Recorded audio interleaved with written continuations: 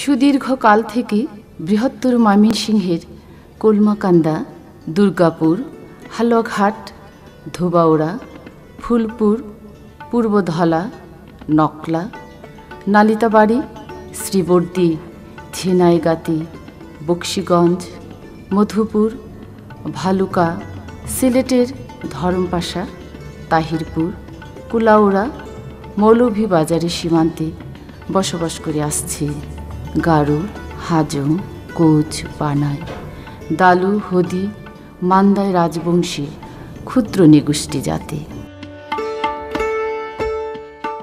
জাতির জনক বঙ্গবন্ধু শেখ মুজিবুর রহমানের ডাকে সাড়া দিয়ে 1971 সালে পাকিস্তানি হানাদার বাহিনীর বিরুদ্ধে বাঙালিদের সাথে কাঁধে কাঁধ মিলিয়ে মহান মুক্তিযুদ্ধে ক্ষুদ্র নিগোষ্ঠীরাও যথেষ্ট সাহস ও আত্মত্যাগের পরিচয় দিয়ে বাংলার ইতিহাসে স্মরণীয় হয়ে আছে।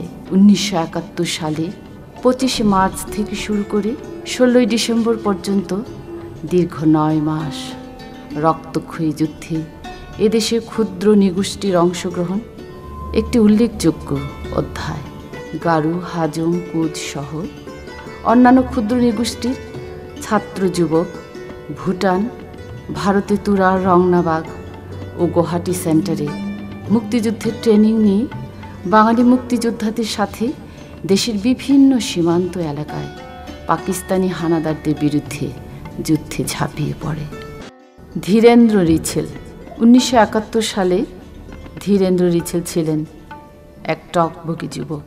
তখন তিনি সুষম দুর্গাপুর হাই স্কুলের 10ম শ্রেণীর ছাত্র ছিলেন। চারিদিকে পাক হানাদার বাহিনীর লোমহর্ষক নির্যাতন আর অত্যাচার সইতে না পেরে তারা 1971 সালের 30 এপ্রিল সপরিবারে ভারতের মেঘালয় প্রদেশের বাগমারায় শরণার্থী ক্যাম্পে আশ্রয় নেন। সেখানেই তিনি 1971 সালে 10ই মে বাগমারা ইউথ ক্যাম্পে মুক্তিযোদ্ধা হিসাবে রিক্রুট হন। ট্রেনিং শেষে ফিরে এসে যুদ্ধে ঝাঁপিয়ে পড়েন। আমি ধীরেন্দ্র রিচিল, গ্রাম বামনপাড়া, ডাকঘর রানীগঞ্জ, জেলা নেত্রকোনা। 1971 সালে 26শে মার্চে বঙ্গবন্ধু ভাষণের পরে যে দেশে যখন অত্যাচার, উৎপীড়ন, নির্যাতন আরম্ভ হয়, তখন আমার বয়স তখন ছিল 25 বছর। আমি তখন 30 এপ্রিল শুক্রবার আমি দেশ ত্যাগ করে ভারতের প্রতিবেশী রাষ্ট্র মেঘালয়ে আশ্রয় নেই। সেখান থেকেই আমি মুক্তিযুদ্ধ ট্রেনিংয়ের জন্যে ভুটানে 1 মাস ট্রেনিং করে আসি। ওই ভুটান থেকে এসে বাংলাদেশের টাঙ্গাতি গ্রামে হাইড আউট করে আমরা করি, এখানে থাকি।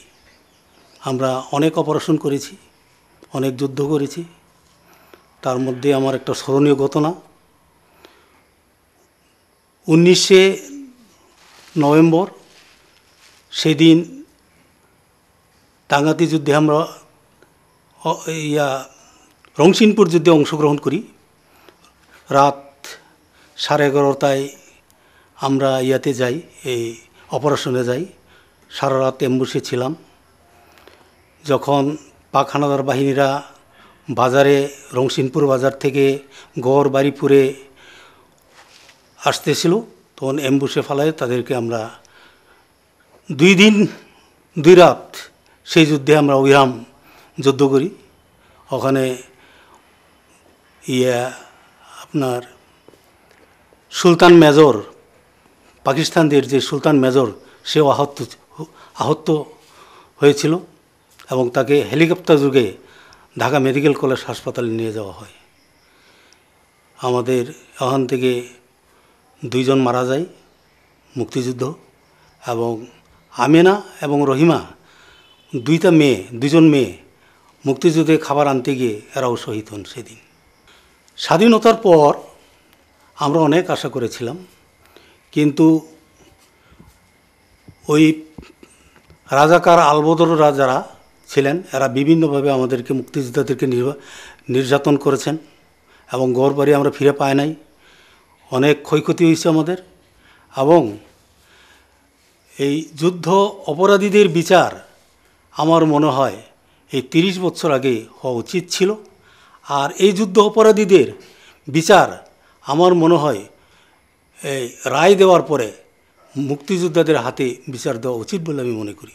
আমি বর্তমান দেশনেত্রী প্রধানমন্ত্রী শেখ হাসিনার কাছে আমার অনুরোধ, মুক্তিযোদ্ধারা বয়স প্রত্যেকেরই আমার মনে হয় 60 থেকে 65-70, কাজে মুক্তিযোদ্ধাদের জন্যে প্রত্যেকটা থানা এবং দৃষ্টিকে যেন মুক্তিযোদ্ধাদের কবরের স্থান অন্তত যেন ব্যবস্থা করা হয় এবং মুক্তিযোদ্ধাদের জন্য যেন অন্তত চিকিৎসার ব্যবস্থা করা হয়, এটা আমার সবিনয় অনুরোধ প্রধানমন্ত্রীর কাছে।